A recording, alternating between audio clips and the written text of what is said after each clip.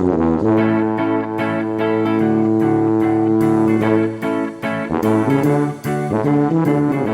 and welcome back.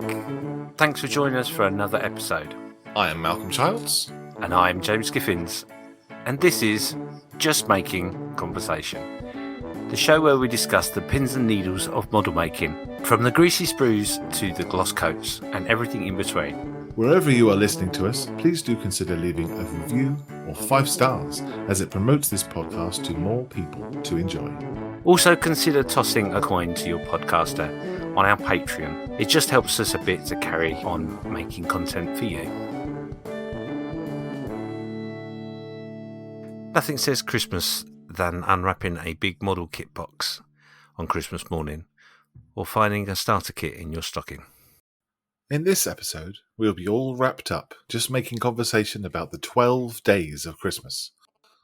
What 12 kits would you choose for your Santa's wish list, or to gift to one another?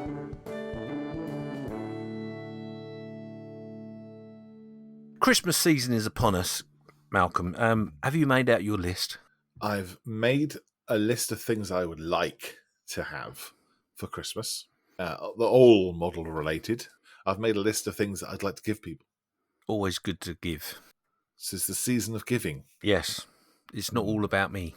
It's not. No. Let's start with what's on your list of goodness. The first one on your list for what you would like for Christmas. Well, it's probably always on my Christmas list, to be honest. It's probably been on there for years. This is the Trumpeter's 1/32 scale F-14B Tomcat, or the Bombcat, as it's known as. Mm-hmm.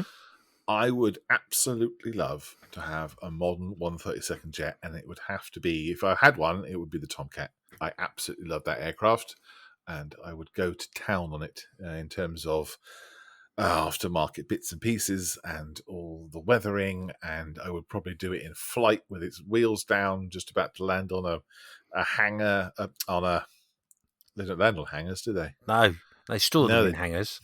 They try not to land them on hangars, on a carrier. And I would absolutely love to have that. I love that.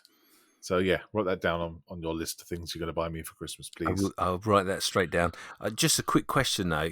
You'd want it to be landing. Are you sure you wouldn't want it to be taking off so you've got all the figures to go with it? No, I'll have it landing, because then I wouldn't have to paint the figures up. I see. Makes sense. I had no idea. So to be in flight, you just have on the very edge of the diorama the back of the ship. Gotcha. And you'd have the aircraft coming in, pointing up slightly with its arrestor hook down. And then a bit of water underneath. I thought that would be cool. Especially 1/32. Oh my God. Oh, yes. It'd be amazing. And a lot of space. Yeah, it would take a lot of space up. I would love to build it. Love to build that kit. What about you? What kit are you going to buy me for Christmas? Oh, what? Okay. What I'm going to buy you for Christmas? Yeah, see, now I thought about this for a bit, and I would choose something in which I built that I really enjoyed building. Didn't expect to, because you sometimes listen to the gossip, don't you? Mm-hmm. And what people have built a kit and all that sort of stuff. But for me, I would get you an Italieri 1/48 Stuka. Ooh. The reason being, this particular kit I've got in mind has got full engine detail, so you can have it open or not open. And it's just a really nice kit to put together. Oh, okay. So, yeah, I thought I would go down that route. Thank you very much. That's very kind of you. That's all right. Have you had good times with that kit then? Have you had a good experience? Yeah, I basically bought two. Stupidly.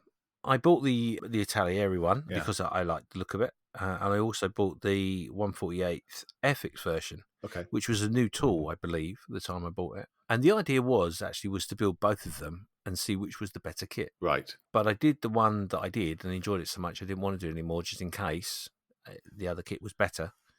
I didn't want to take away from it. Then the other thing I did as well, that was probably something that I don't normally do, but it's something that made it a lot more interesting to a degree, was it was for a group build, and it was, I can't remember the name of the theme now. Anyway, basically the idea was that it had been captured and it had been used by a different army. Oh, okay, like under new management or something. Under new management was the group build. Yeah, that's right. Sorry. Ah, okay. So, yeah, so I did a bit of research and come across a Stuka that had been captured in the desert in the African campaign. Yeah. And it had been painted up with British markings on it and all that sort of stuff. And it really intrigued me because I hadn't seen anything like that before. So, yeah, so I painted it up exactly the same. I don't often do that sort of thing, but I really enjoyed that. It was quite good to research it. Yeah, thank you very much. I will accept that with great appreciation. You're welcome. I look forward to seeing it in the post.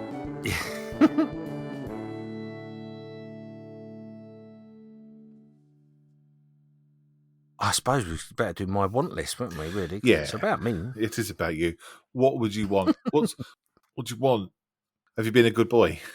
I'm always a good boy. As long as you don't talk to the wife, I'm fine. I won't talk to your wife. Okay. No, because she'll drop me in it immediately. Yes. I think the problem with my list, they're all things that I really, really would want. Most of them are new, and most of them are things that I'm like, oh yeah, I can't live my life without that. Mm-hmm. But I'm going to go a little bit left field in that the first thing on my list is actually a Tamiya M8.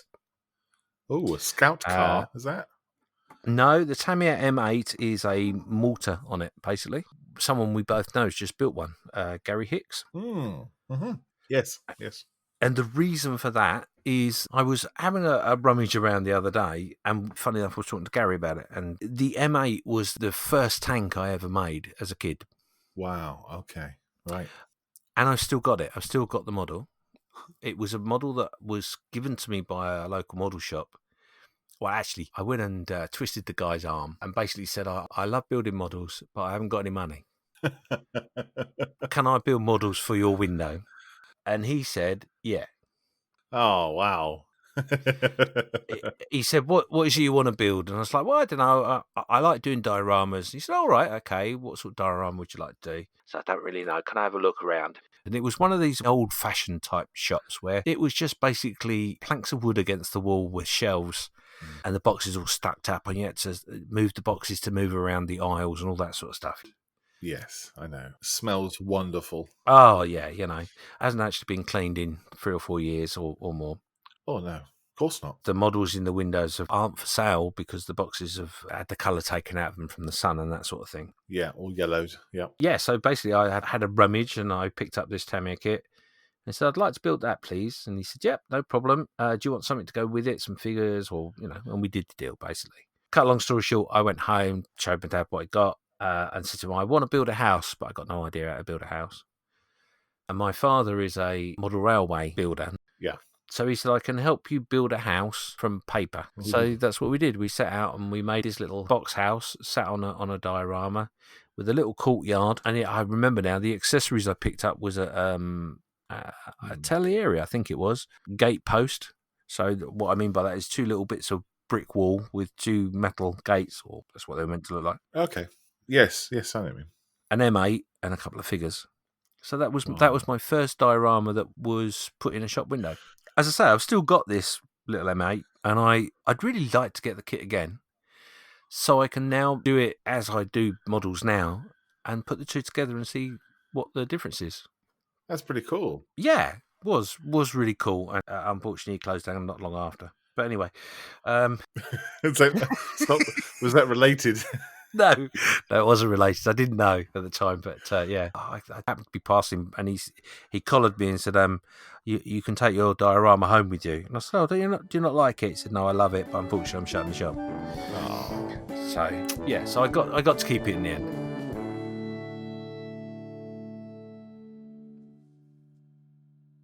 What about me, Malcolm? As it's all about me, what have you got on your list for me? Oh, another one. Right. Okay, let's have a look. I would like you to build an experience the Revel 148 scale F-15E Strike Eagle. Ooh. It is a kit I could build over and over and over again. Their parts fall together, like literally. No, not literally. Uh-huh. They figuratively will fall together They fit perfectly. Everything slots into place exactly how it should be. There's a hell of a lot of detail on there, including around the engine, around the afterburners. There's like all separate push rods and things you have to put on. It's an absolutely beautiful aircraft. Mm-hmm. The silhouette of an F-15 is my favourite silhouette of aircraft, if you ask me. Malcolm, what's the favourite silhouette of an aircraft? I would probably say the F-15E, Oh, James. there you go. So, yeah, it's just a lovely aircraft. And it's a lovely kit, and it looks brilliant. So I would want you to experience that. It would be my kit of choice if I only could have one kit. It's not a Reeboks. I think it was made by them originally. Came from one of their own productions back in God knows when. But yeah, I think they've only just changed the kit up, the box art a couple of times.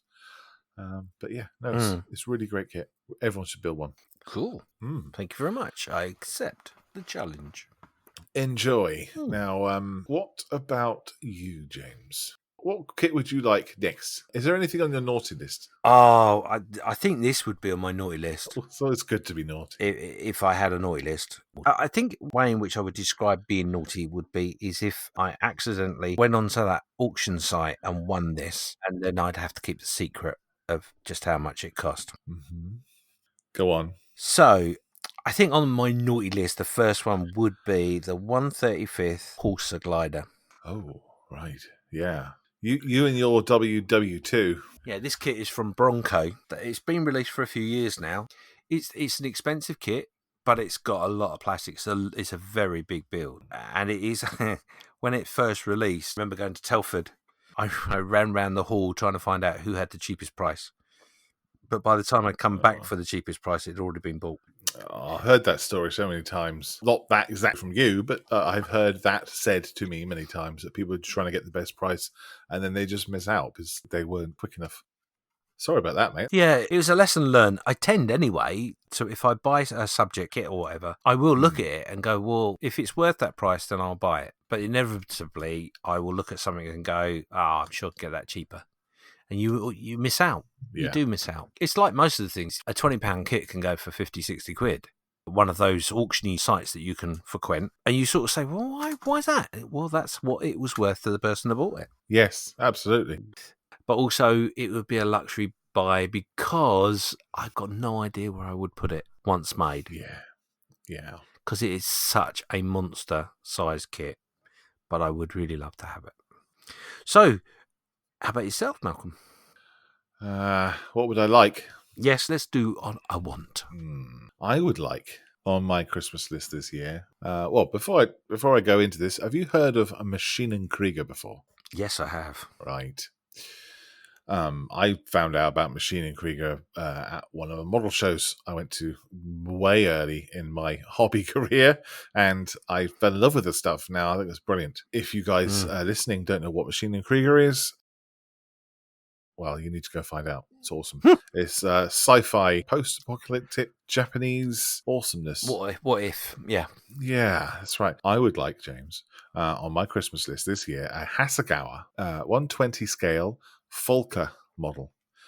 This is the one that has the two fuselages and engines as the front sponsons on this spaceship thing. It's supposed to be like a racer. Oh. Do you know which one I mean? I don't, but I'm going to Google it. Oh, so it's Volker, spelled Falke.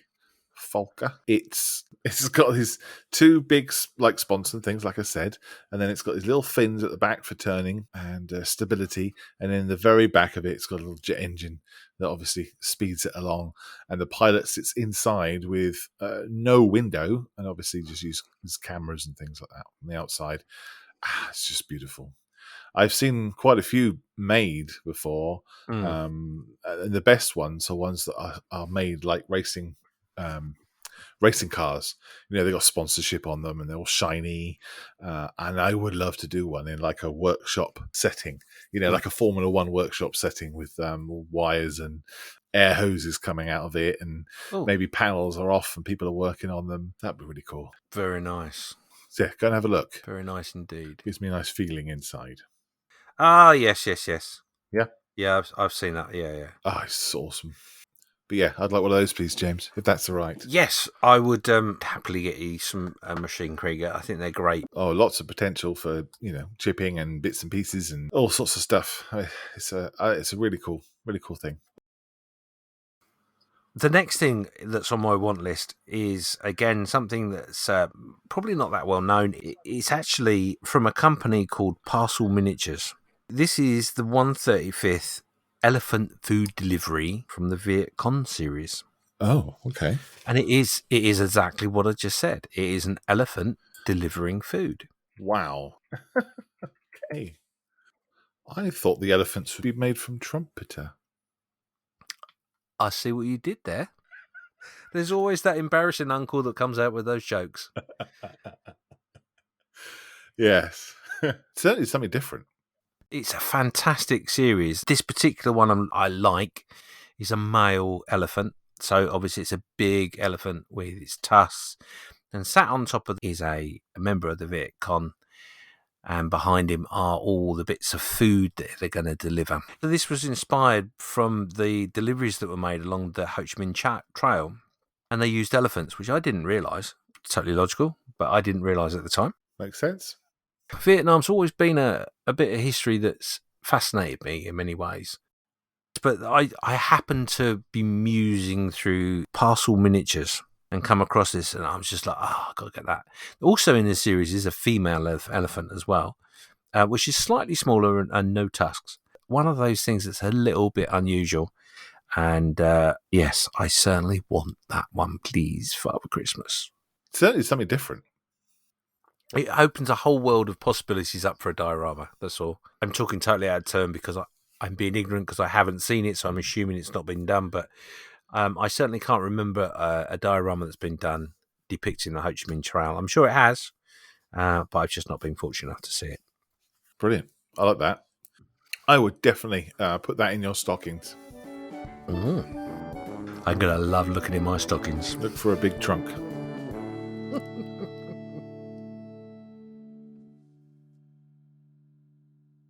James, I would like you to buy me the Bandai Perfect Grade Millennium Falcon in 1/72 scale, please. If that's okay. Being greedy, I have built most of the Millennium Falcons in all different scales. I've built the 1/600 scale one from Revell. I've got the 1/44 scale one from Fine Molds. I've been involved in a Diagnostina build, which is 1/44 scale, I think. Mm-hmm. But I would love the 1/72 scale one from Bandai. Apparently, it is an amazing model kit with perfect fit, and I would love to be the proud owner of one. I would put it on my wall. That's what I'd do. So, with it being on your wall, I would assume you'd want the lighting kit to go along with it. No, I'm not greedy. This perfect grade item costs around 500 quid. So, oh, money's no object. Oh, isn't it? Oh, good. There was me thinking it's the reason to live. I don't know. I don't know if I would want a lighting kit. I've never been particularly inspired to put any lighting in anything. I'm not very good with electronics. I always feel concerned that LEDs would melt plastic and batteries would just ooze out the sides. I've never lit anything, and I would be worried about putting certain electronics and dangerous things inside an expensive model kit, especially with covered in toxic material as well.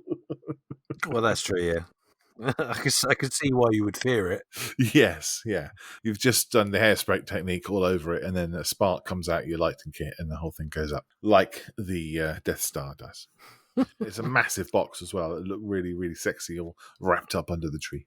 It would be the whole tree, wouldn't it? Because that is a big box. I would sense its presence.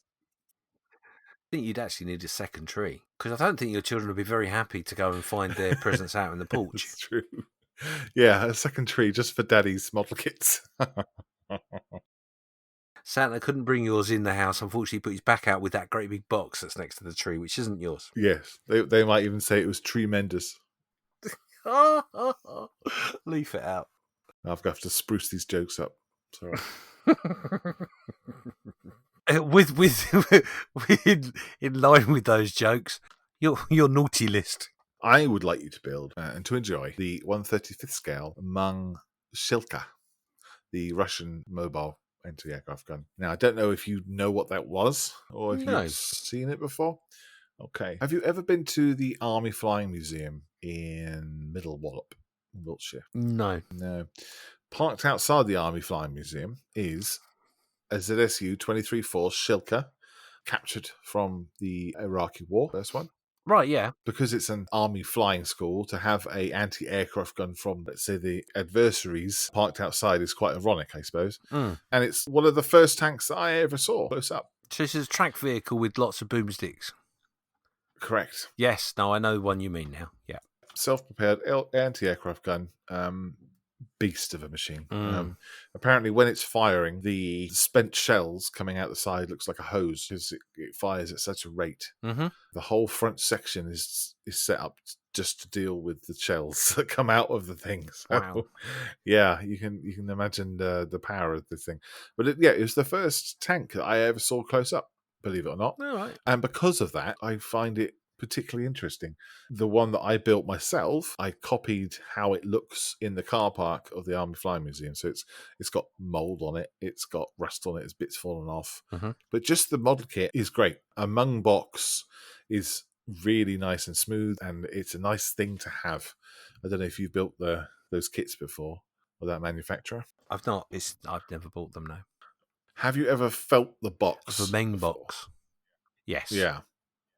Yeah, so it's like a quality cardboard and a quality print. And it just feels nice. The actual box just feels nice in your hands. It's a tactile kind of feeling when you use main boxes.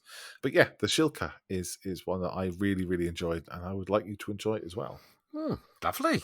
Thank you very much. Enjoy. I will. In this fantasy land that we've created. Yes, indeed. This fantasy Christmas. I've got Mariah Carey on the sofa over here. Have you? Yeah. You certainly are fantasizing now. That's what I want for Christmas.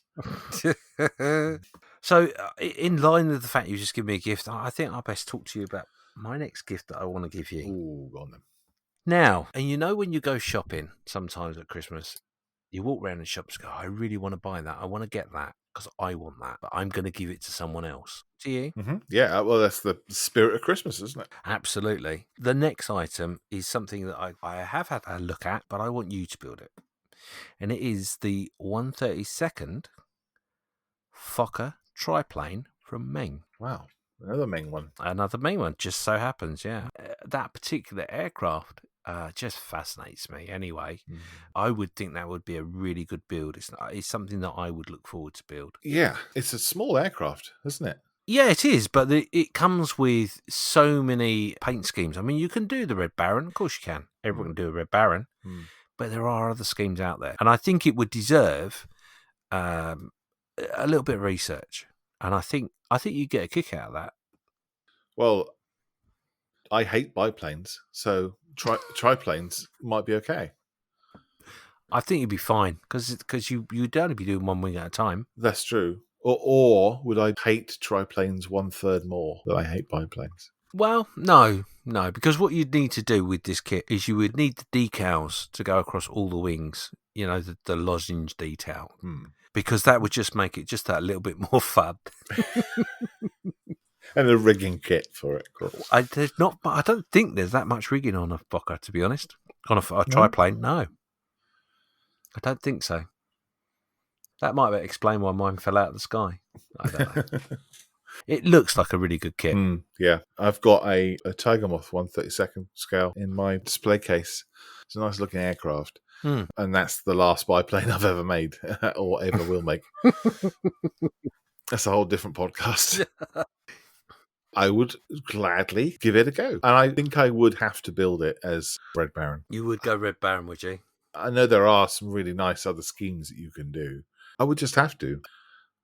But, yeah, I'd have to do the Red Baron. Thank you. See, if it was me, I would have done the bigger aircraft in a different scheme. And if I wanted a Red Baron that desperately, I'd go and get a 172nd Red Baron and put it in the distance. Flying away. Absolutely. Flying away in disgust. Brilliant. Thank you, James. Very kind of you. A pleasure. Merry Christmas. I'll put it in the pile with the others. Have you got room once you've got that Millennium Falcon out of the way?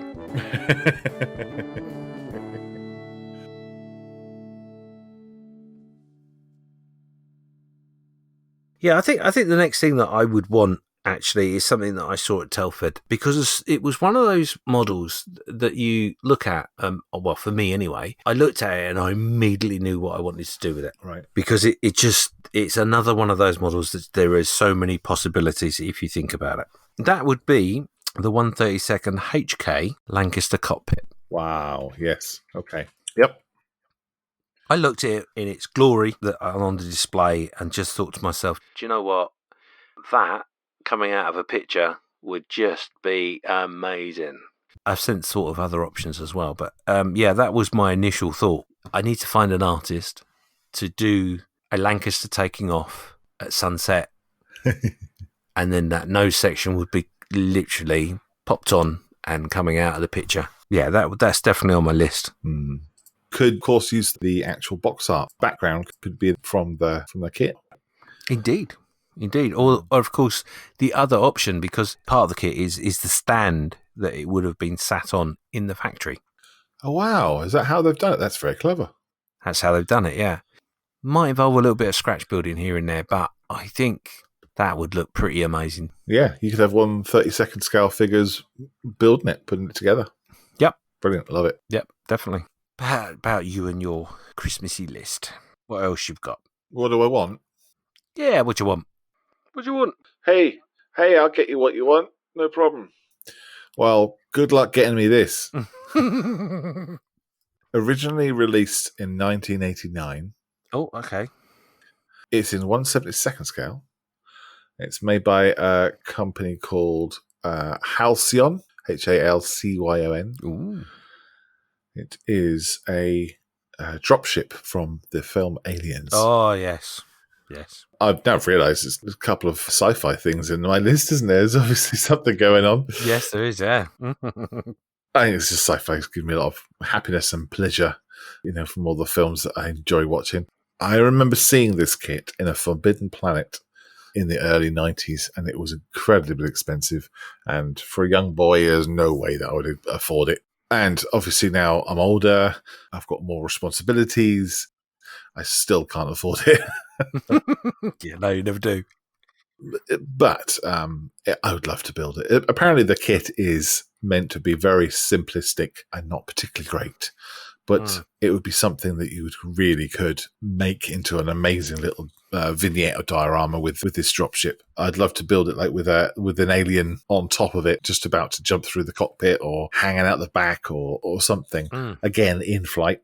Or maybe even coming down for a crash, just like in Aliens. That would be good too. I love it. I love the shape of the thing.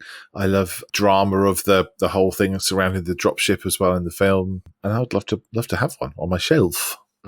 I think that's a particular kit that's called out for an awful lot. There's a lot of people I know that would just I'd buy it. I just want it. But I don't know why the manufacturers have sort of avoided it. It would seem to be a good seller to me. Yeah, it's probably a licensing thing, isn't it? Probably, yeah. It's probably something along those lines. But yeah, I would join you on that one. It's that is a nice idea. Maybe a group build, an Aliens group build in the future. An Aliens group build. Oh my God, could you imagine? I wouldn't have the money, but yeah, I can imagine. Yeah. It would be great. While the ball's in your court. My ball is in my court. I would also like for Christmas, because I have been a good boy this year, I would love to have the tank transporter. It's the TACM one. It is the United States 70-ton tank transporter that has the D9R bulldozer on the back. Mm-hmm, yep. Yeah, so it's the M1070 is the cab. Yes. The M1000 as well, and it's the trailer part of it. A very cool model. So I have the D9R kit already. It was donated to me by a chap who passed away, and I don't want to build it. I want to keep it as a kind of a memory of the chap. it was given me to build, and honestly, when I opened the box to build it, I thought, "Oh no, I can't." It's already started by the chap, and I just didn't feel like I was certainly not ready to build it. So that will go back on into the back of the stash. So I would like the D9R, but a brand new one, but also with the tank transport, so I can put it on, and then I could again go to town with the weathering, with the dust effects, with the chipping, with the oil streaks and everything else. I have it on a nice long base. It's probably long enough and thin enough that it can go on a shelf quite easily. The box art looks great. One of our friends is building the D9R at the moment, and I'm just in awe at all the photographs that he puts up. I think it looks fantastic. Really kind of out of this world, again, kind of sci-fi-ish, almost, that bulldozer is. There's so much extra bits and pieces and armor and on it and all sorts. It's rather an interesting vehicle. But yeah, that's one I would like to build. It does look really weird, doesn't it? Mm. It does. It looks almost apocalyptic. Yeah, especially with all the holders for the outside armor. It looks like a porcupine or something, all these little bits sticking out of it and everything. And the blade is absolutely huge. And of course, you need some painting skill and weathering skill to get that blade looking proper scraped metal. I think that the downside to that blade is that you could quite easily get lost with the effects in which you're doing and go too far. Yeah. And I think it'd be one of those things in which you would do and you'd go, I think I've done enough, but I'm just going to do that one little bit. Getting that right. Yeah. That would be quite a bit of pressure, I think. It would be a project. Certainly would. It's an important part of the beast, and it is a super project. Yeah. So I'll have one of those, please. Yes. I will write that down. No, you won't. I've written it on my imaginary pad. What about you? What's your next kit of kits? I reckon this next choice that I've made, I reckon it would be one in which you'd want as well. Oh, okay. I think if we were opening our presents together, I think our parents would have to beat us if they'd only bought one of us to get us apart, because we'd be fighting over it. I'll be honest, I can't remember the scale. I think it's 1/48th, but I'm not sure. But it would be the Bandai Attack Walker. Right. I'm with you. Yes, I know exactly which one. I already have that in my stash. Ah, there you go. I already own that same kit, so it is yours to build. And what's the other little one? The ATST. ATST, yeah. I like both of those. Mm-hmm. But the ATST, for me personally, has been built a lot by people. So you've seen a lot of examples of it. Mm-hmm. To figure a way in which to do it and present it, which would be different, I think it would be quite difficult. However, the Walker, I think there's still a lot more you can do with it. And then it doesn't help you when you watch a series that's currently out at the moment, and they've got one that is a dock crane that walks around. And that was, I know for a fact, I know there's loads of makers out there that watch that program, and they'll all be going, oh my God, that's brilliant, I can do that. So I'm sure there'll be a flood of them, without a doubt. So when I saw that in The Mandalorian, two things came to my mind. One was our mutual friend Colin. Yes. His cat. Do you ever see that? Yes. Yeah, which was the AT-AT tractor. I thought that was very similar. But also, do you remember in Toy Story when the boy was putting different toys together? Yes. Right. One of them was a pair of legs with a crane. Yes. Do you remember that? Yes. That's what I thought when I saw The Mandalorian. That would have been funnier walking through the dock. A pair of legs with a crane. I think it was making a quacking noise as it walked as well. I think it had a limp, didn't it? Probably. I think it had a limp, if I remember correctly. But I might be wrong. Oh. So sad. Oh, poor thing.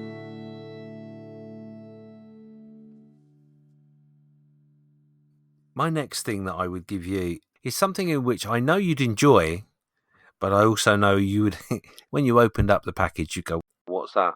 And that would be a box containing several pieces of balsa foam. Okay.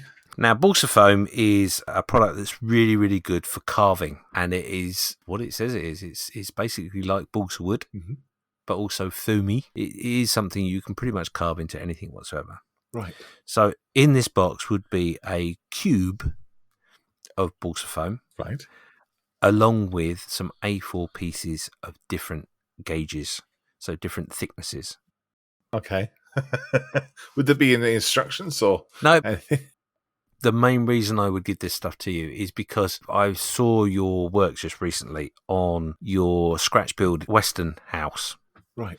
And I saw that you got such a kick out of that. Oh, yes. Yeah. For those that don't know, it was a picture on the internet of a general store from the Western period of American history, in which had sort of been looked after to a degree up until a certain point and then abandoned. Can't remember what scale it was. It was less than 1/72nd, wasn't it? It wasn't a real scale. The scale that fit on my cutting mat. Yeah, you made such a cracking job with it. Thank you. And you got a kick out of it. And I know with this particular product, you would come up with something amazing. And the reason, I'll give you a hint. I can't give you instructions, but I'll give you a hint. The reason I would buy a cube is because a lot of people would potentially, I don't know, they would carve a head out of it or something. But I would give you the cube and I would say to you,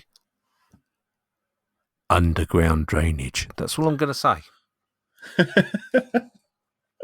Underground drainage. Yeah. And I know your imagination would go off on a tangent. And once we'd filtered out the ones in which were totally inappropriate, you'd come up with a really good idea. Well, the only thing I could think of was, making something that would go into the underground drainage. Oh, interesting. All right. What a challenge. Yeah, it'd be one of those things you stick in the back of the cupboard and go, what have I got that for? And eventually you'll go, oh, I know. Yes, I need to make my sewer system. Yes, I need new sewerage. I've got the bit upstairs. Oh, I'm a massive fan of sewer construction. All I'm going to say is turtles. Ah, okay. Maybe lots of turtle heads floating down the sewer. Is it called balsa foam because it's made of balsa wood, or is it balsa because it's that balsa means something? So it is a foam, and I guess the balsa is because it has similar properties to balsa wood. Okay. Do you think it has balsa fibers in it? When you start carving it, it comes out like sawdust, and it's very, very fine sawdust. So it will be a little bit like going to the beach. It'll end up in places in which you didn't really want it to be.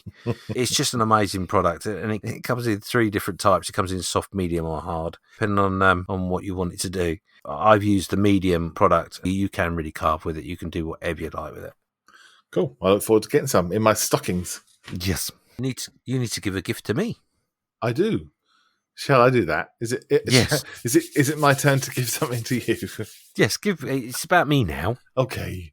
All right. Well, sit tight, buckaroo. You don't know what's coming at you. All right. You are now unwrapping a Tamiya kit because you just pulled the corner and it happened to be the Tamiya symbol in the corner as you open it. So you now know it's a Tamiya kit. And as you pull it open even more, you see this sky, and it's obviously a box with box art that has sky on it.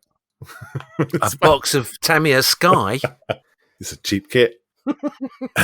This is going to be the 1/48 scale P47D Thunderbolt in Razorback. Nice. Now, I bought one of these kits in error, would you believe? I was meant to buy the bubble top because I was doing it for a museum display. Okay. And I bought the wrong one. And that is when I learned the difference between Razorback and bubble top. So I ended up just building it. Why not? And it's a lovely little kit, but it's also a fantastic shaped aircraft. The P47D, well, no matter which direction you look at it, it's a beast. Oh, yes. It's a man's aircraft. It's a masculine. It's butch. Yeah, it is. If it could wear clothes, it would wear a leopard print sash. And it would have a big curly moustache and be carrying dumbbells. It's a beast of an aircraft, and I absolutely love it. And yeah, I just like them, and I would like you to build one and put one on your shelf and appreciate it as much as I do. I'll be honest with you, I'm over the moon. This is possibly the best present I've ever had.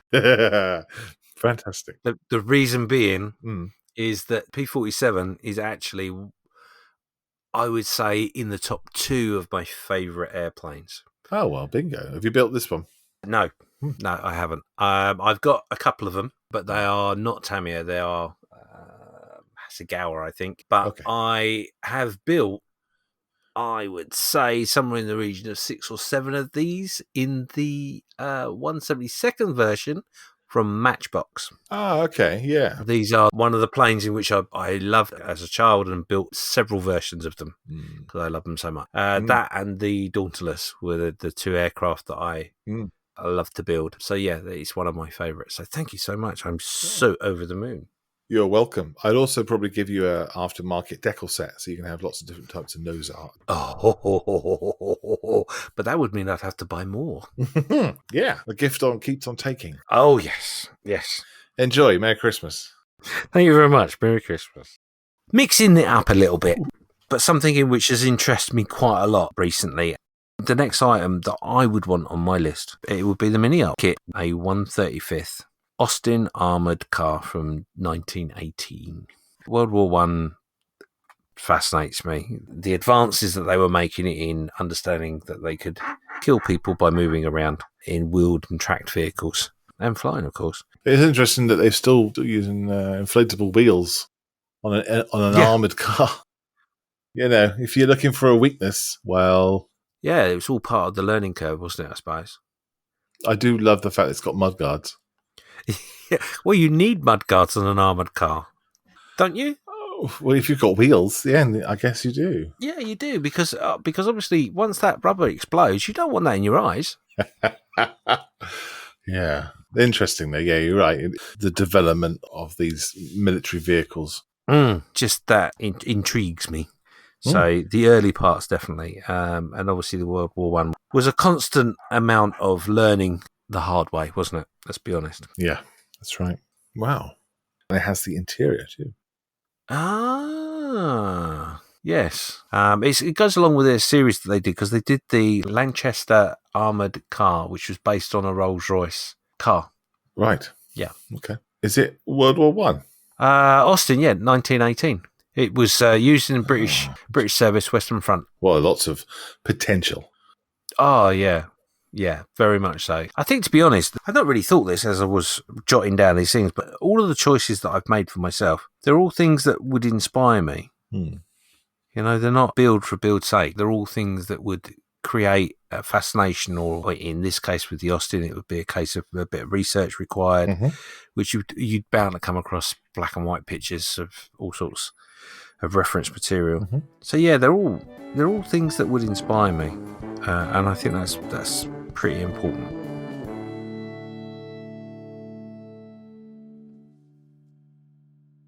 Let me just clear all this wrapping paper out in the middle of the room because it's just filling up too much. No, we don't do that. We use it to sleep on later because we haven't got any money for anything else. No heating.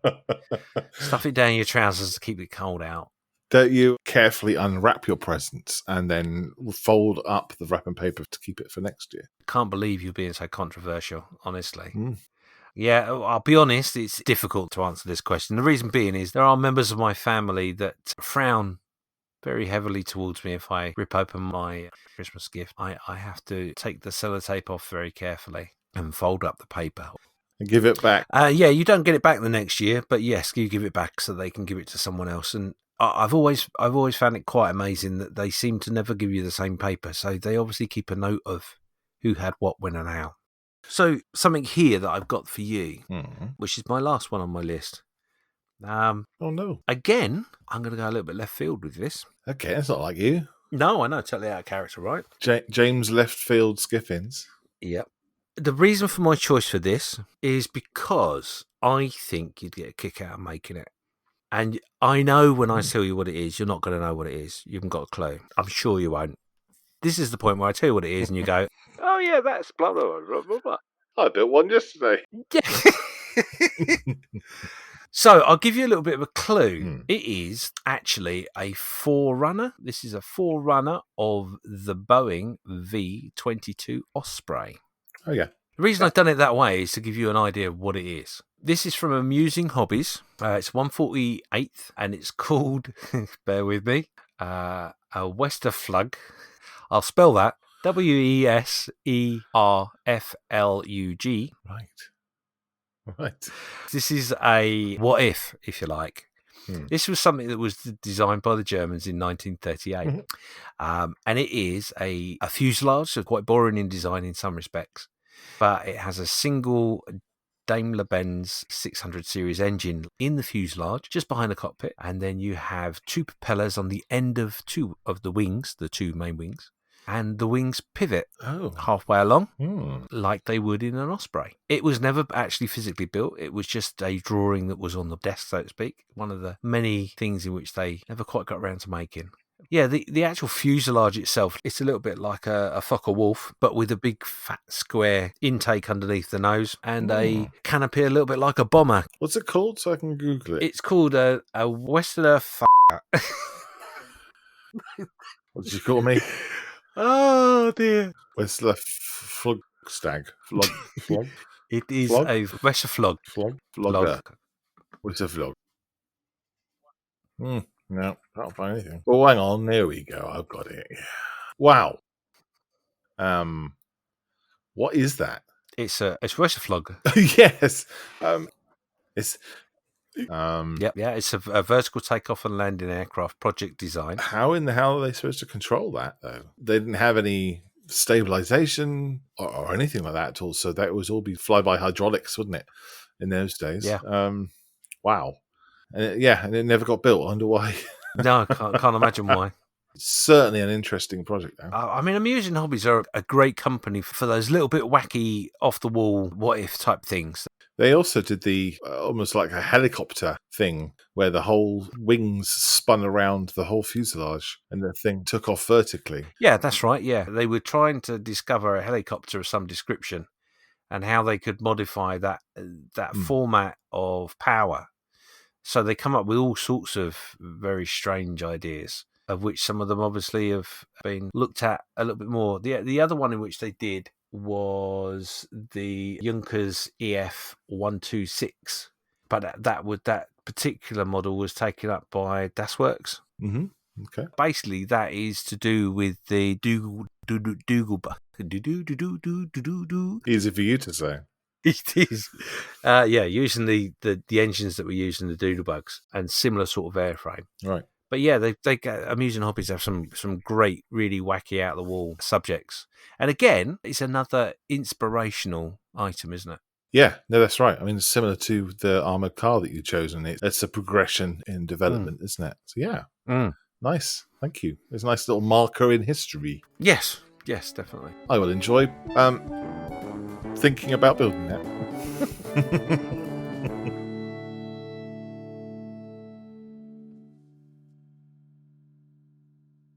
There's 2 boxes left under this tree. Oh, is there? Yeah, there is. There's 2. And one says James on it. Oh, okay. And the other one says James on it. Oh, 2 for me. One of them, the smaller box, is possibly the most elegant looking aircraft. I think absolutely underrated and overlooked. And that is the Harrier Mark IV 2-seater trainer. So T Mark IV is the 1/72 scale sword kit. Now, I don't know if you are able to, while we're talking, bring up a picture of the Mark IV aircraft, because it's just awesome. It's really, really long from nose to tail. It's got an extra long tail part. The nose is extra long and thin. Yes. And it's all quite nose-heavy looking aircraft, especially with the tiny little wings that a Harrier has. Yes. It's a fantastic looking thing. I think it's gorgeous. I'm surprised that not many people build these. I've built one for my my father-in-law, because he flew in one many moons ago. And so I built him one to sort of commemorate that for him. And I wish I'd built 2, because it's just such a good-looking aircraft. Yeah, the Harrier for me is... I'm not a great jet person, if I'm honest. I'm not a great fan of the modern era. There are a few things that give me the wow factor, but the Harrier is definitely one of them. I think mainly because... We've spoken about this previously, and I know you've retailed the tale of seeing them at air shows with your dad. Yeah. And myself, I've seen them at air shows with my dad, and to see them doing the bowie and all that stuff. Just an amazing piece of engineering, and I don't really understand why they don't have them anymore. Yeah, I agree. But there's something about this two-seater that kind of really changes the shape of the nose that I think is. Yeah, it looks wrong, doesn't it? No, I think it looks perfect. Do you? Every time I look at the two-seater version, I just think of Arnold Schwarzenegger. Why? Well, in the film True Lies, he flies one of these, which is a single-seater, but he has a terrorist on its nose. Right, I'm with you. And it just looks odd. Yes. And that's what it reminds me of. Well, enjoy building it. Yeah, no, if I can squeeze in any reference to Jamie Lee Curtis along the way, then I do, generally. Yeah. Unfortunately, Jamie Lee Curtis doesn't come with this kit. She's probably aftermarket. I see. Okay. So the final model that we have to open in this festive episode is a kit I would like you to build. You probably have built one, although your interest in military jets would probably not go far further than this, I don't think. This is an Airfix kit. This is the 1/48 scale English Electric Lightning. Oh. The F1FA. An amazing kit in terms of build quality and construction, but also it's an amazing model of a Lightning as well. Some people will say that the shape's wrong, but generally it smells like a Lightning. It's got it's a Lightning. It's got the over and under jet nozzles. It's got that iconic wing shape and that belly, so it's a Lightning, and it builds up to a really lovely kit, especially if you do it in a natural metal finish, which I think you would love to do. I think, to be honest, I think that's the only way to do the Lightning is in a natural metal finish. That's just my opinion. Yeah, looking for an argument, but no, it's for me. Sorry, no, I agree with you completely. No, I just know there might be someone out there listening going, no. I think if you're going to do a natural metal aircraft, then that would be the first one that would come into my mind. Okay, yeah, that one or the Mustang, but yeah, definitely looks great in natural metal finish, without doubt. And the box art again is awesome. Have you built this kit before? Yeah. Funny enough, it's one that I've got upstairs. Build it. The only reason I've not done it is because I actually bought it and then went out and got some bare metal foil and promised myself that I would pick any kit out of the stash that I didn't mind using as a practice piece to practice some bare metal foil. Unfortunately, I chose a 1/72 kit, which probably was the wrong move, and I hated doing it. It is something I will do. It's something I want to do, but I think I'm going to have to learn a little bit more about the metal paints to get the effects that I want, rather than bare metal foil. But yeah, I mean, it's just an iconic, beautiful aircraft, and if you haven't got one in your stash, you should have one in your stash. Or if you haven't, you should have a good, strong talk to yourself about that. Have a word with yourself. Yeah, have a word. Love the kit. Everyone should have one. Or if they don't have one, they should not have one because they've just built it. That sounds completely logical to me. I can hear the jingle bells of the end of the show. Yeah, I think that might be Santa and his elves going past. They've been down to Tesco's to stock up. On what? Fuel? On some mince pies and bits and pieces. Because obviously there's a little while to go yet till they actually get them from us. With Santa being in shielding, he can't go during normal times. He has to go when not many people are around. Of course. Well, he has to queue up like everyone else.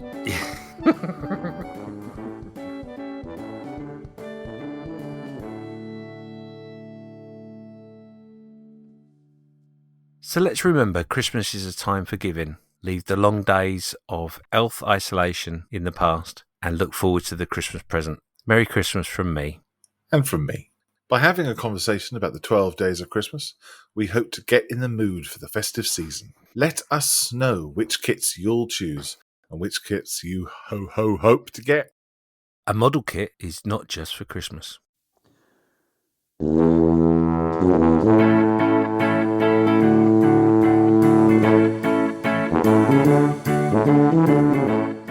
You have been listening to Just Making Conversation with James Skiffins and Malcolm Childs. Follow us on Facebook, where we post photos, updates, and other nonsense. Just let us know what you are making and what your thoughts are on the conversation on this episode. We have to thank our supporters who we dearly appreciate. Please support us in any way you can by sharing to Facebook or supporting us on our patreon.com.